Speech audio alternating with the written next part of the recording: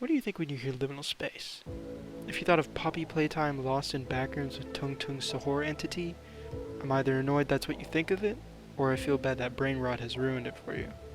Regardless, it's a shame how many people miss out on good liminal space, and instead are spoon-fed the brain rot that is TikTok's scariest backrooms moments. I love Kane Pixel's work, but good god I wish he didn't make the backrooms popular. Liminal space is important to me. It always has been.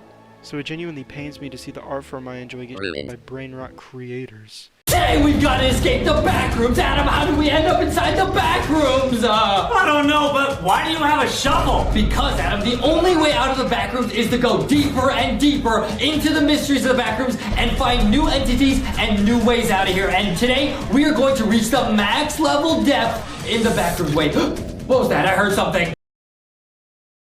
How old are you? I'm 4 years old. You are the youngest person ever. It really does speak to human memory in my opinion, and it's fascinating.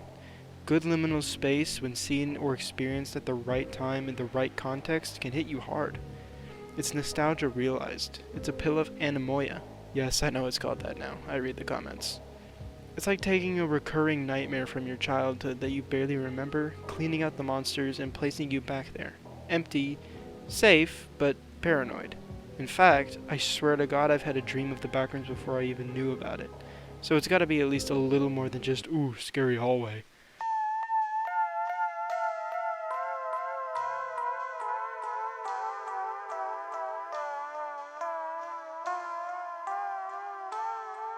What can only be found now?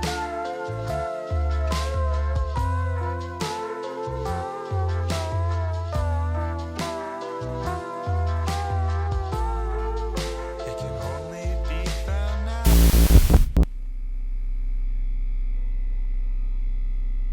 I feel like the best way to start this is to first explain the most surface level example of liminal space, the backrooms.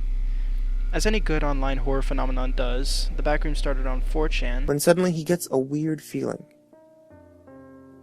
Not so much a pain, but a weird feeling. He dismisses it as if some random feeling. as a spooky image and a little description that gives the viewer just enough information to go crazy with theories and world building. On May 13th, 2019, on a board asking users to post disquieting images, an iconic scene featuring this image was posted, accompanied by a short little excerpt. If you're not careful and you no-clip out of reality in the wrong areas, you'll end up in the back rooms, where it's nothing but the stink of old moist carpet, the madness of mono yellow, the endless background noise of fluorescent lights at maximum humbuzz, and approximately 600 million square miles of randomly segmented empty rooms to be trapped in. God save you if you hear something wandering around nearby, because it sure as hell has heard you.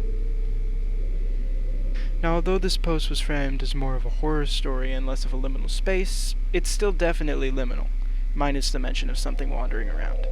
And I'd say it really popularized this idea of empty spaces between worlds.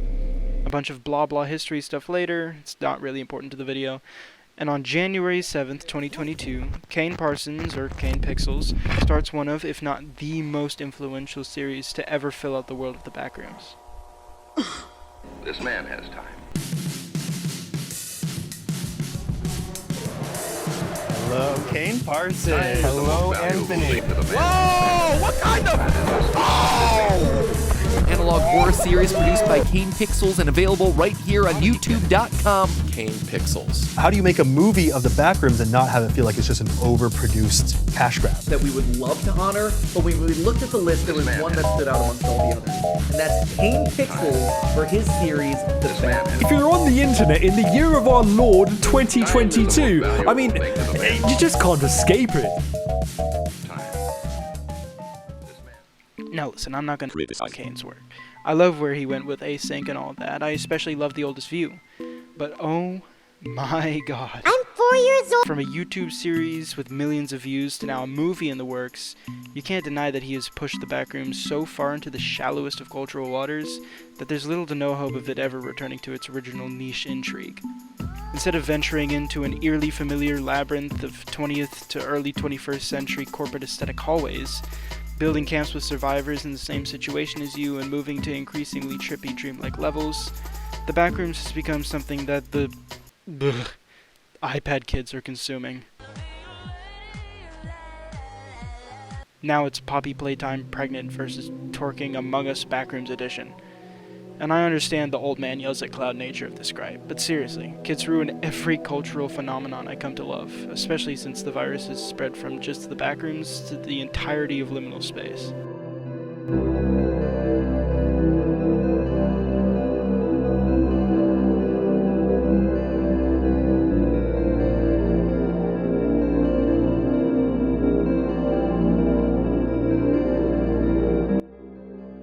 A liminal space is usually defined as a transitional space or state existing between two defined periods, places, or conditions.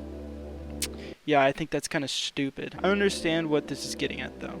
Liminal spaces do take place in a world between worlds, and in my opinion, are a window into the dream world, which I'd argue is inherently transitional.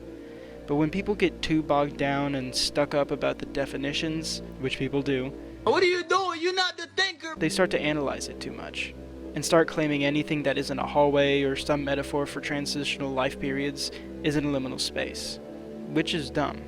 My definition for liminal space is an empty world that, when experienced, causes noticeable sense of anemoia and in some cases paranoia. I don't really think this paranoia makes it a horror-centric art form. In fact, I think that's the complete wrong direction to go when making liminal spaces. There's a fine line between a nightmare and a dream. The paranoia of a liminal space should be a sense of something being off, not necessarily threatening.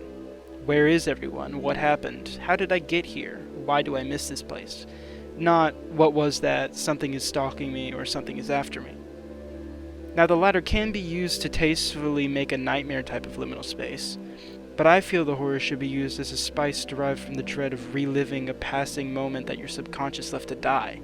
In short, liminal spaces should induce comfortable paranoia, a feeling of subtle incorrectness while still being familiar enough to keep you nostalgic and keep you comfortable.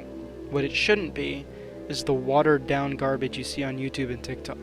Gorilla tag, but it's liminal space. Please stop this madness. What do you want from me? Ah, what do you want? Please! No! Do not go there! Why? Do not go in Oh my gosh, dude. the hotel. It's unstable and dangerous. Remember when FNAF was a fun concept? Hello, everybody. My name is Markiplier, and welcome to Five Nights at Freddy's. Ah, fuck! No! Oh, yeah! Kids got it. Oh, boy.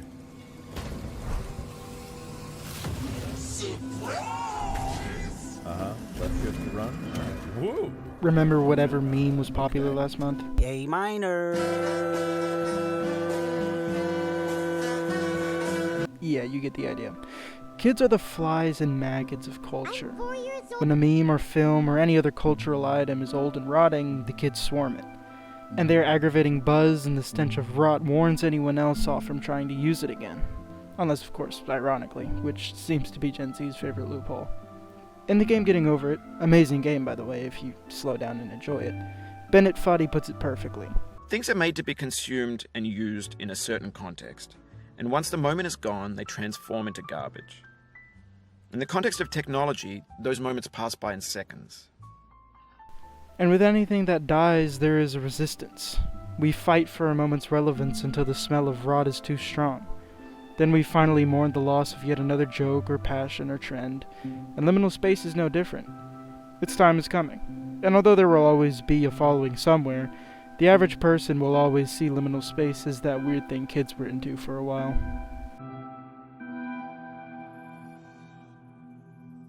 Liminal space captures dead moments perfectly. That one time you went to a candy shop for your half-birthday, checking out Xbox 360 games at GameStop, playing in one of those weird plastic playgrounds at malls. Moments too insignificant for your brain to have saved perfectly, so they're muddled and off. And image compression mimics this mental patina pretty accurately, I think. It places you back into an abandoned and forgotten memory. There are no entities, no monsters, just you, and a world of memory patchwork. So maybe it's okay that liminal space is misunderstood. If it dies in the eyes of culture, maybe then the idea of liminal space will in some way carry on the message that these empty little pictures force you to remember, which is that maybe someday you'll meet your past again, in a dream or a picture, and that it's okay that moments and memories pass. And it just really doesn't have anything to do with skibbity toilet.